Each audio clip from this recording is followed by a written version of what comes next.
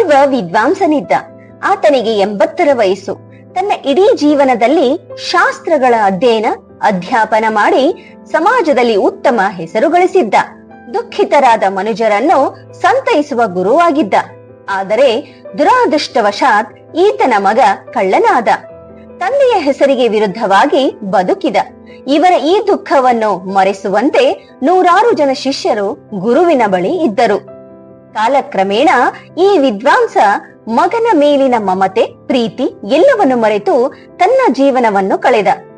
ಒಂದು ದಿನ ವಿದ್ವಾಂಸನು ಮರಣದ ಶಯ್ಯೆಯಲ್ಲಿ ಮಲಗಿದ್ದ.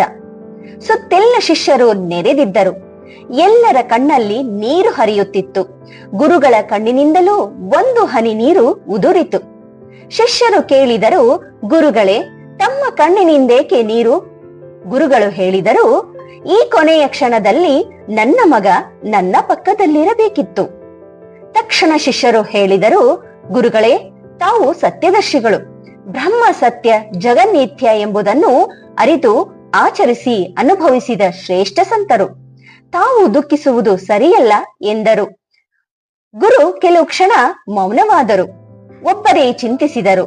ಶಿಷ್ಯರ ಈ ನುಡಿಗಳನ್ನು ಕೇಳುತ್ತಲೇ ಸಂತೋಷದಿಂದ ಅವರನ್ನು ಹರಿಸಿದರು.